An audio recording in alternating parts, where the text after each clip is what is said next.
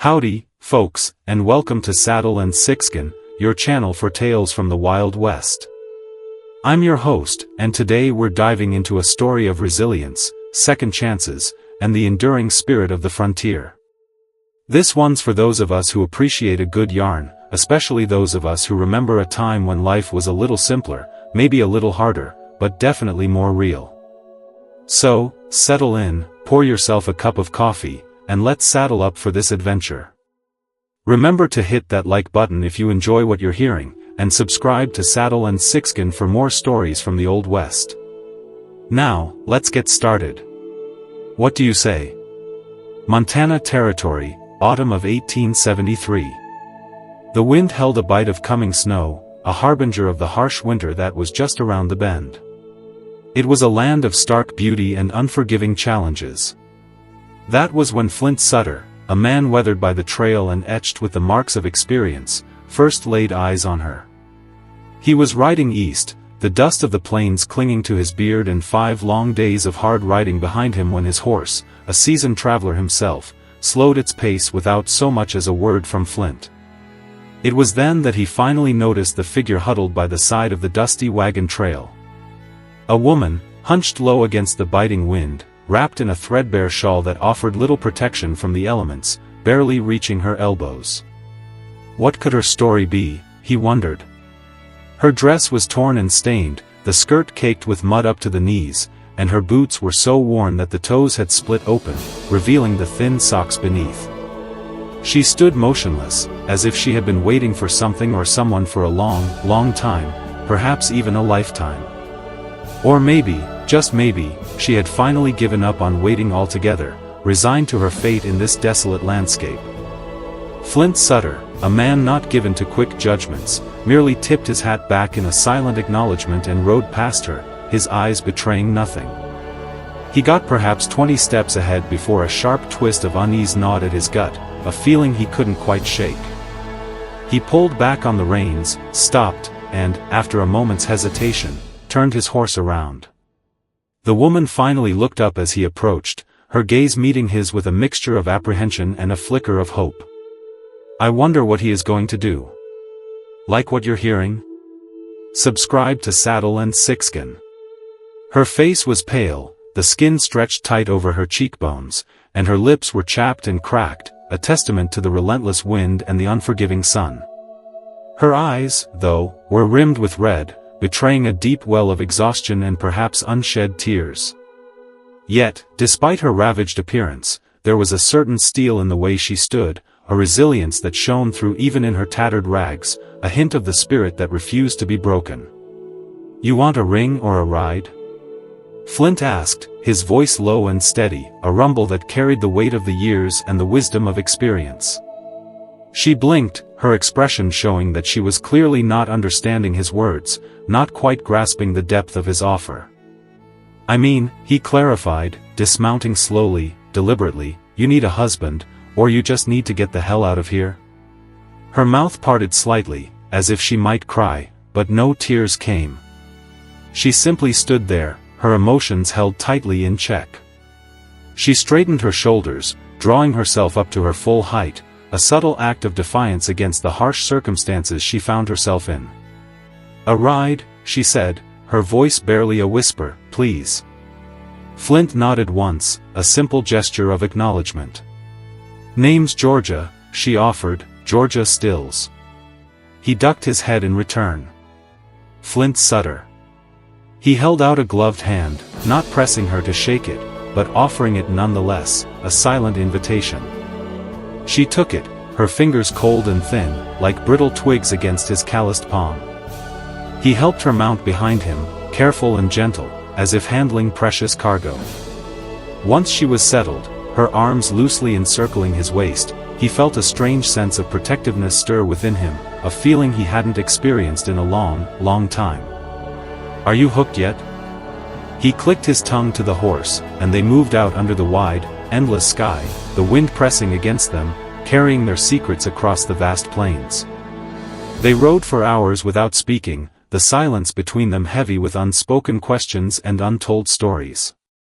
The sun was beginning its slow descent behind the rolling hills when he finally broke the quiet. "How long you been out here?" he asked, his voice barely audible above the wind's mournful song. "3 days," she whispered, her voice muffled against his back, "maybe 4. He turned his head slightly, his gaze searching the horizon. "Alone?"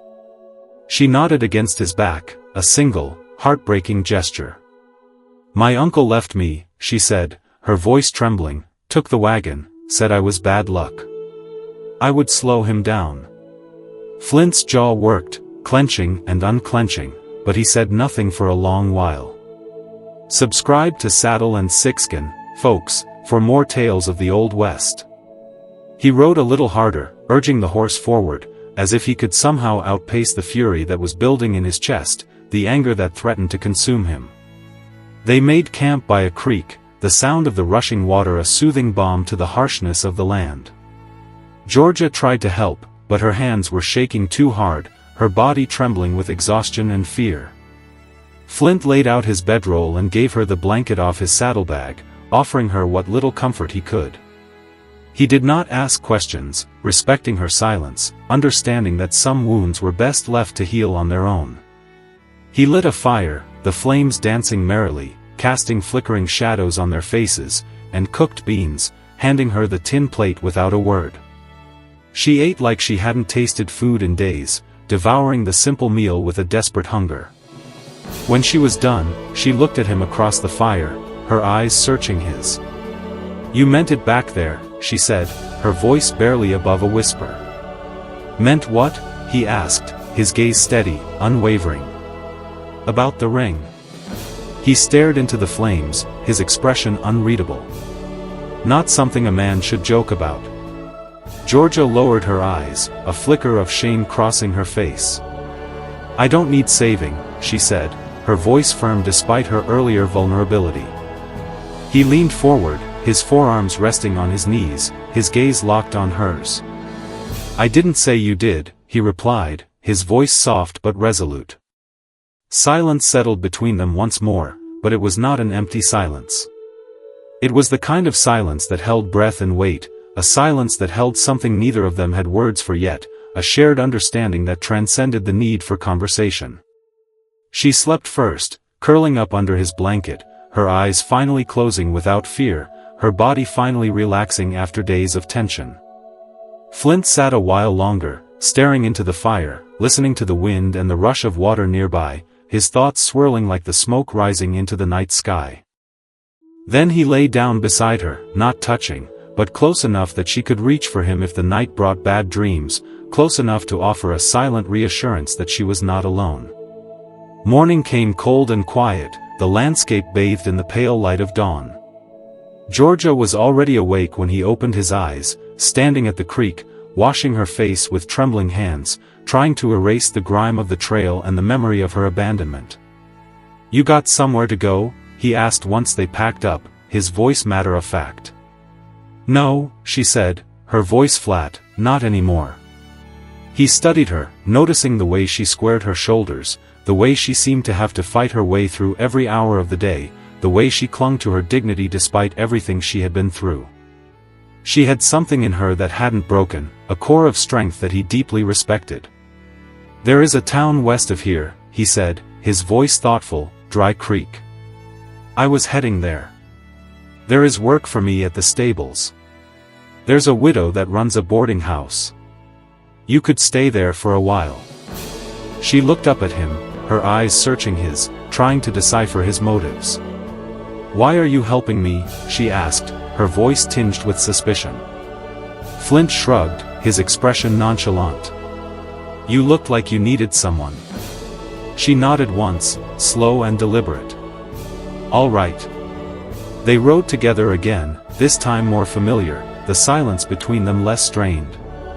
She leaned with him in the saddle, her grip stronger, her body no longer trembling. By the time they reached Dry Creek, the sun was high in the sky, and the wind had softened, carrying the scent of pine and sage. Flint introduced her to Mrs. Hartley, the kind-hearted widow who ran the boarding house, her face etched with wrinkles of wisdom and compassion. Georgia got a clean room and a hot bath, luxury she hadn't experienced in what felt like a lifetime.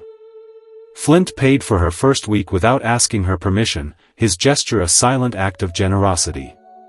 She tried to argue, her pride resisting the offer of charity, but he raised a hand, silencing her protests. "Let me do this," he said, his voice firm but gentle. He went to the stables that afternoon, mucking stalls, checking the colts, talking with the old rancher who ran the place, immersing himself in the familiar rhythm of his work. He didn't see Georgia until the next morning. She came to the pens wearing a borrowed dress, clean now but still simple, her hands raw from scrubbing floors for Mrs. Hartley. She looked stronger already, her eyes brighter, her shoulders straighter. "I want to work," she said, her voice resolute. "I will do anything. I don't want to sit around and owe anyone." Flint nodded once, his respect for her growing with each passing moment. "All right, come on. Now it's your turn, like or subscribe to Saddle and Sixskin for the next part." She learned fast, cleaning the tack, feeding the horses, helping with the morning watering, her hands moving with a newfound confidence. Flint watched her, not with pity, but with a quiet admiration, recognizing the strength and resilience that lay beneath her fragile exterior. She did not complain, she did not break, she simply worked, her determination a testament to her unwavering spirit. One evening, 2 weeks in, they sat on the back porch of the stable, watching the sun sink over the prairie, painting the sky in hues of orange and gold. Georgia brushed dust from her skirt and looked toward the horizon, her gaze lost in the vast expanse of the land. "I used to think I would marry some banker's son," she said, her voice wistful, "live in a house with lace curtains. That feels like someone else's dream now." Flint looked at her, his expression thoughtful. "You want lace curtains?" She smiled, a soft and small smile that revealed a hint of the woman she once was. "I want to feel safe. I want to stop running." His voice was quiet, filled with a quiet strength. "You're not running anymore."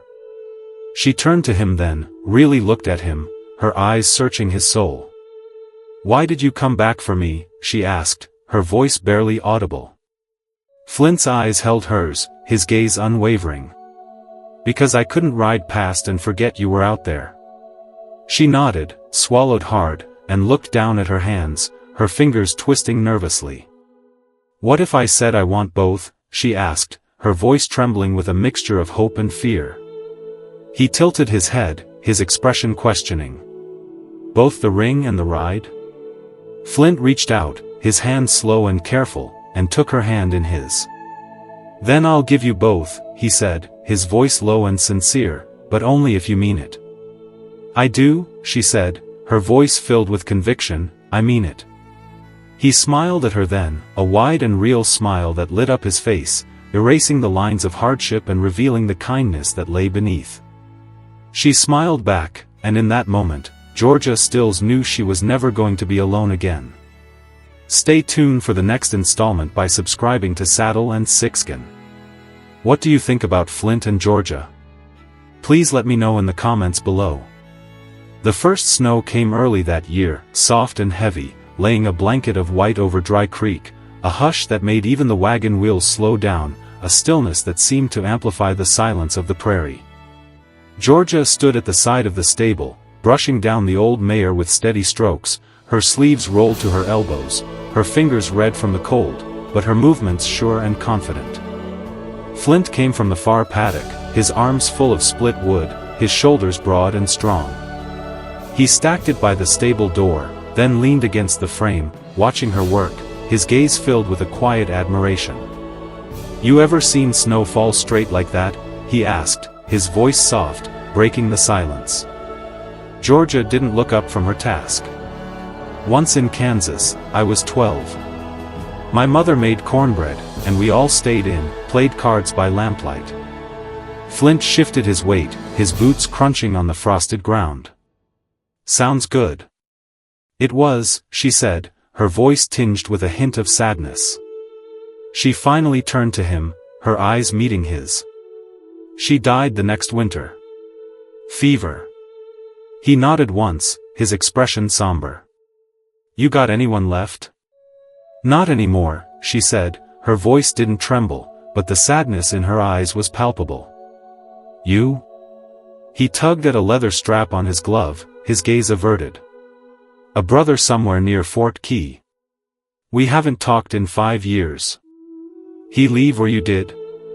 I stayed, he said, his voice flat. He couldn't. Flint tilted his chin toward the hills, his expression distant. He had a bad way of taking the blame for things no one asked him to carry, a burden he carried silently on his broad shoulders. Georgia set the brush down and crossed her arms, her gaze thoughtful. Sounds familiar. They stood quiet for a beat, the snow drifting softly between them, creating a fragile barrier. I found something, he said, reaching into his coat, breaking the silence. Figured it might suit you better than that shawl. He handed her a wool jacket, worn but intact, the buttons still strong, a garment that had clearly seen better days. She ran her fingers over the stitching, her eyes softening. This yours? She asked, her voice barely above a whisper.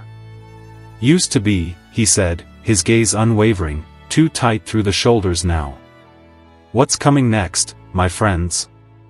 She slid it on, the sleeves long past her wrists, the warm wool enveloping her in a comforting embrace.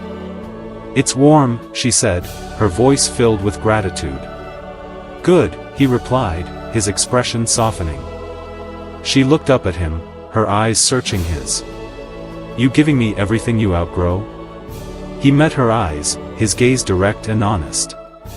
Just what you need, he said, his voice low and sincere. She nodded once, a silent acknowledgement, then turned back to the mayor, resuming her task. You always this quiet? She asked, her voice teasing.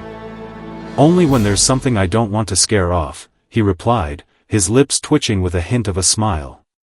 That made her pause, but she didn't answer, not right away. Later that evening, Georgia brought 2 bowls of rabbit stew from the boarding house kitchen, where Mrs. Hartley had let her help with supper, her way of contributing to the household.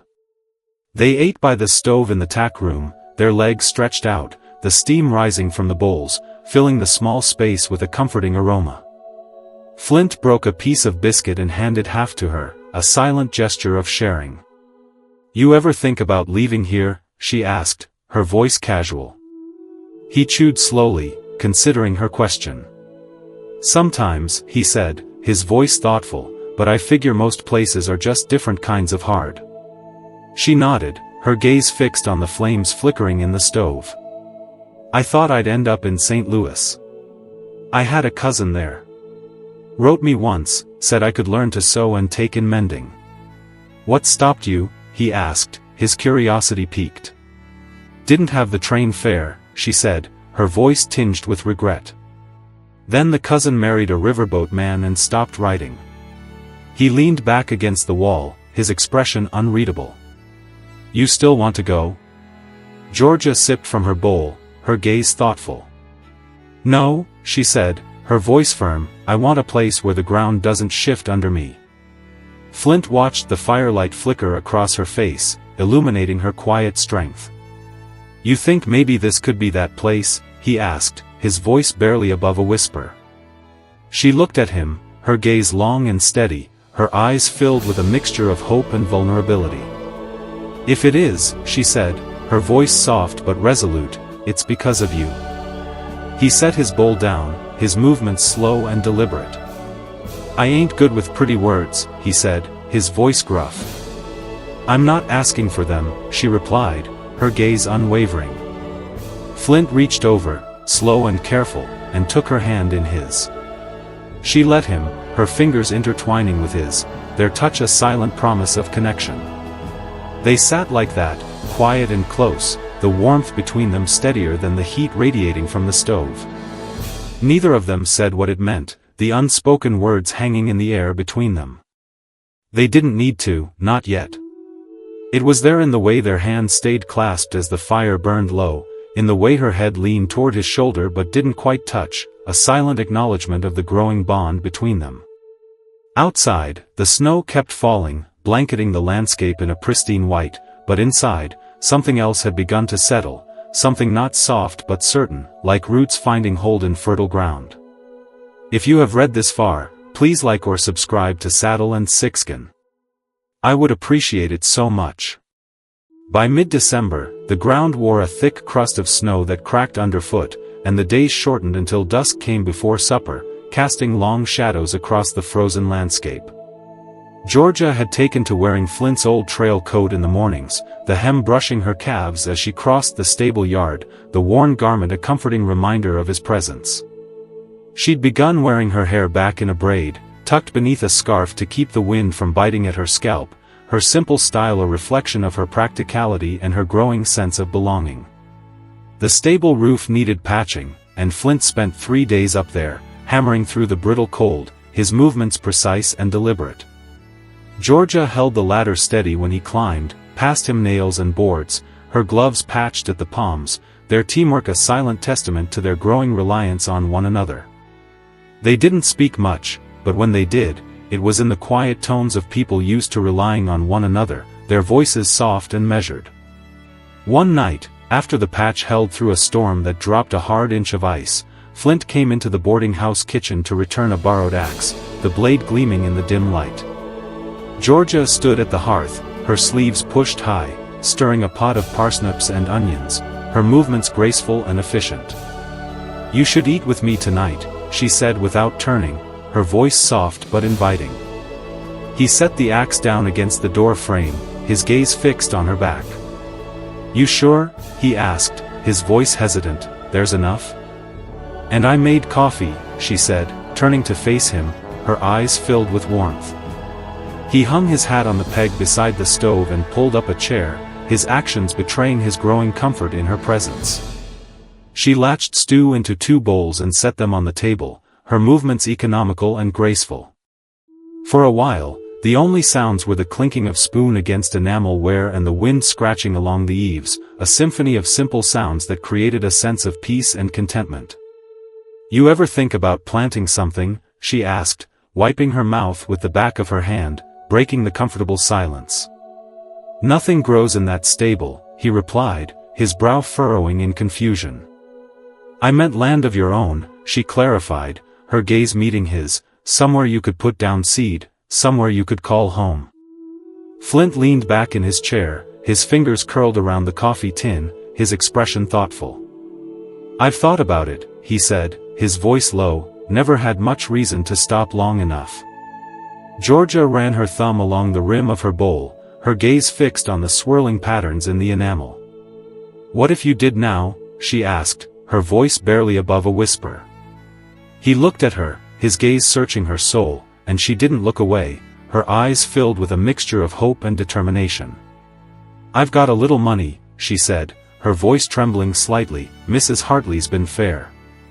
I've saved some." "You don't owe me anything," he interrupted, his voice firm. "That's not what I'm saying," she replied, her voice rising slightly. "It's not about owing you anything." He set the cup down slow, his gaze unwavering. "Then tell me what you are saying," he said, his voice low and insistent. She folded her hands in her lap, her knuckles white. "I want to be where you are, Flint," she said, her voice filled with emotion, "not just in town, not just working the same yard. I want to wake up where there's no guessing," she continued, her voice trembling, "no waiting to be left behind." He rose from his chair and crossed the kitchen, crouching in front of her chair, his hands resting lightly on her knees, his touch gentle and reassuring. "You're not guessing," he said, his voice soft and filled with conviction, "not anymore." Her breath caught in her throat, but she didn't cry, her emotions held tightly in check. "You mean that?" she asked, her voice barely audible. "I wouldn't say it if I didn't," he replied, his gaze unwavering, his voice filled with sincerity. "Are you ready for more? If so, please hit that subscribe to Saddle and Sixskin button now." The next morning, they rode out past the edge of Dry Creek, up where the trees thinned and the hills rolled gentle, the landscape bathed in the soft light of dawn. Flint showed her a plot he'd once helped fence back when the land agent was trying to sell it off cheap to whoever had strong hands and the patience to build from nothing, a place he had almost forgotten. Still unclaimed, he said, his voice thoughtful, so far as I know. Georgia dismounted and walked the ridge, her boots crunching on the frosted ground, her eyes scanning the slope down to the creek curve below, imagining the possibilities. "There's room here," she said, her voice filled with excitement, "for a garden, a barn, and a house."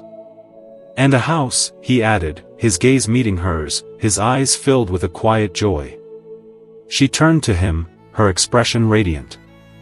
"Let's make it ours," she said, her voice filled with conviction. They rode back into town that afternoon and stopped at the land office, their hearts filled with a shared dream. The clerk was half asleep behind the counter, his face pale and drawn, but he roused quick enough when Flint dropped a small tin box on the desk, the sound echoing through the quiet room. "Cash?" the clerk asked, surprised, his eyes widening at the sight of the worn tin. "We don't want credit," Georgia said beside him, her voice firm and resolute. The paperwork took an hour, the air thick with the scent of dust and ink.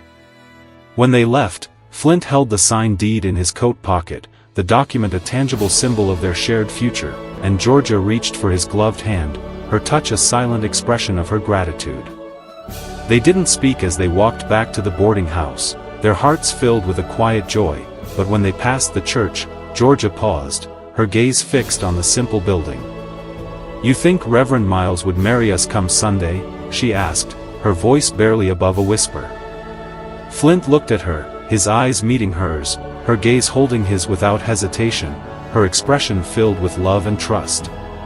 "If he won't," he said, his voice firm and resolute, "we'll find someone who will." She smiled, a smile that was not soft, not shy, but certain, a smile that reflected the strength and resilience that lay within her. Back at the stable, Flint pulled the small cedar box from under his bedroll, a box he had carved years ago, a box he had kept empty until he had something worth keeping inside. Now, he opened it and slid out the silver ring he'd bought from a peddler in Helena 2 winters back, a ring he had chosen without knowing who it was for. He hadn't known then who it was for, but he knew now, his heart filled with certainty. He found Georgia out behind the hay barn, watching the sun slide behind the hills, painting the sky in hues of orange and gold, her silhouette etched against the fiery horizon. He stepped beside her, his movements slow and deliberate, his heart pounding in his chest. He didn't speak right away, allowing the silence to envelop them, the unspoken words hanging in the air between them. She glanced at him, her eyes filled with a quiet anticipation. "You look like you've got something to say," she said, her voice soft and teasing.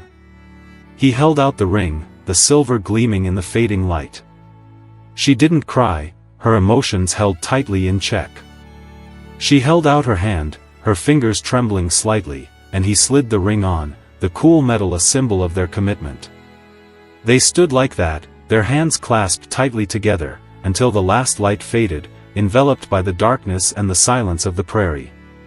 Side by side, the winter wind at their backs and a future stretched out ahead of them, wide as the land they'd chosen together, a future filled with possibilities, a future they would build together, hand in hand, heart to heart.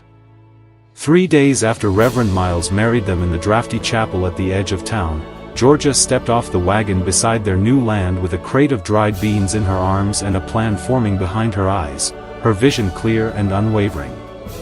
The hard-packed soil crunched beneath her boots, and the wind brought with it the distant sound of a hawk crying over the ridge, a sound that seemed to echo the wild spirit of the land. Flint unloaded the lumber, his coat dusted with sawdust from the mill, his muscles straining with the weight. He glanced at her without speaking, their communication a silent language of shared understanding.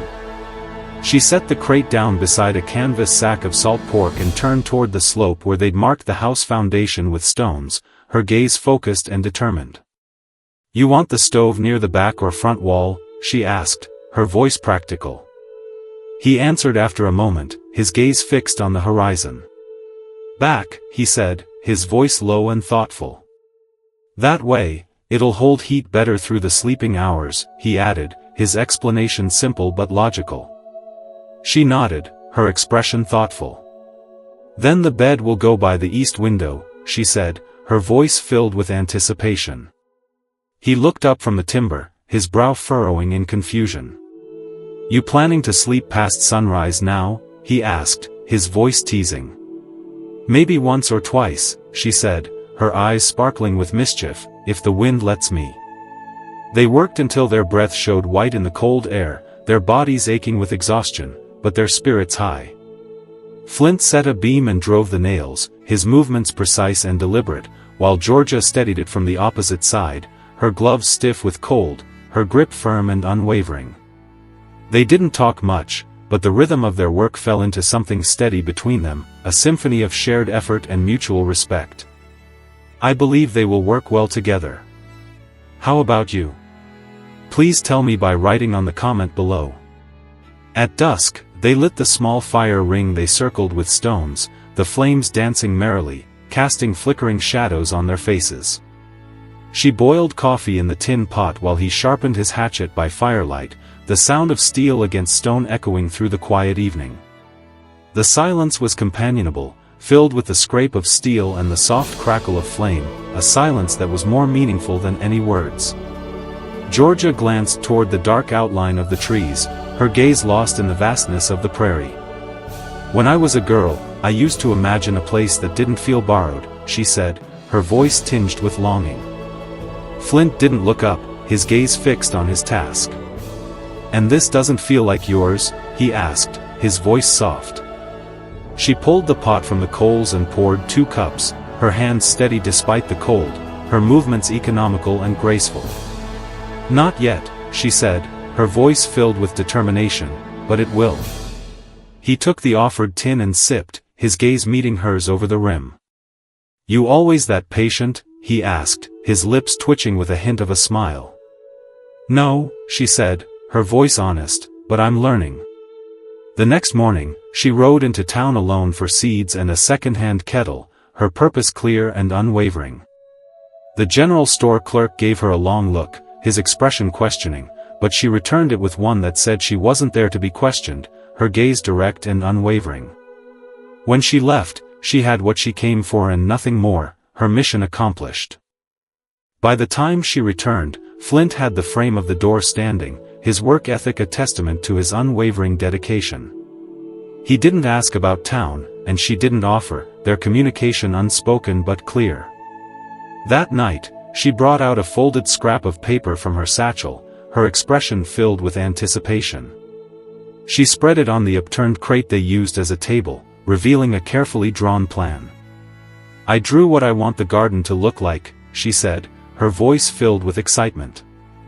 "There's room for potatoes here and beans on the fence line," she explained, her finger tracing the lines on the paper.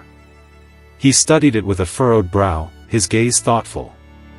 "You measure all that by pace?" he asked, his voice questioning. "I checked twice," she replied, her voice firm. He traced a line with his finger, his expression quizzical. "What's this corner?" "Herbs," she said, her eyes sparkling with anticipation, "if I can get Mint and Hound to take." He looked at her across the fire glow, his expression softening. "You planning to mend more than horses and hay burns?" he asked, his voice teasing. "If someone needs it," she said, her voice firm, "there's too many folks out here living half sick and calling it normal." He leaned back, his gaze fixed on her face. "You always carry this many plans in your head?" he asked, his voice filled with wonder. "Only since I had a place to set them down," she replied, her voice soft but filled with conviction. By the following week, the roof was on, and the window frame stood bare against the wind, a testament to their hard work and unwavering dedication. Flint slept inside on a straw pallet, the hard ground a familiar comfort, and Georgia curled beside him beneath a blanket stitched from 2 patched quilts they'd bartered off a ranch widow, their bodies seeking warmth and comfort in the cold night. They didn't speak much before sleep, their communication unspoken but clear, but she always reached for his hand, her touch a silent reassurance, and he never let go, his grip firm and unwavering. One morning, after sunrise had already climbed the ridge, painting the sky in hues of pink and gold, Georgia stirred the ashes in the hearth, her movements graceful and efficient, and said, "I want to ask something," her voice serious. Flint sat up, rubbing his jaw, his gaze fixed on her face. Ask it, he said, his voice encouraging. If I were to bring in a girl from Dry Creek, one of the ones with nowhere else to go, would you mind? She asked, her voice hesitant. He didn't answer right away, his expression thoughtful. You mean to take her in permanent? He asked, his brow furrowing in confusion. Not unless she wants that, she replied, her voice soft, but just for a while, until she finds her own ground. He ran a hand through his hair, his gaze averted. You think she'd help with the garden? He asked, his voice practical. She'd help with whatever needed doing, she replied, her voice firm, but that's not why I'd ask her. He nodded slowly, his expression softening. Then bring her, he said, his voice resolute. Georgia looked down at the coals, her gaze fixed on the glowing embers. I don't want this being just for us, she said, her voice filled with emotion, I want it to mean something more. He leaned forward, his voice low and sincere. It already does, he said, his gaze meeting hers, but I'll follow wherever you lead. She smiled faintly, not with triumph, but with something steadier, a sense of peace and contentment. Then we'll build it that way, she said, her voice filled with conviction. The house took form with slow, careful days, each board hammered with purpose, each decision made together, their shared vision guiding their hands. And by the time the first crocus pushed up through the thawing earth, a sign of the coming spring, there was a door that closed against the wind, a stove that burned through the night, and a garden bed waiting for seed, a testament to their hard work and unwavering dedication. If you like what you hear, remember to subscribe to Saddle and Sixskin. Georgia stood on the porch one morning, the hem of her dress brushing the wooden boards, and watched the pale sky stretch wide over their land, her heart filled with gratitude. Flint joined her, coffee in hand, his presence a comforting warmth beside her. You still want both? He asked, his voice quiet beside her, his gaze searching her soul. She looked past the fence line where the first shoot of green had broken ground, a symbol of new life and new beginnings. I already have it, she said, her voice filled with love and contentment. And beside her, Flint watched the sun rise, the light spilling over the land they'd built with bare hands and steady hearts, their bond unbreakable, their future secure, no longer just surviving, but choosing every morning to stay, choosing every morning to build a life together, a life filled with love, purpose, and unwavering dedication.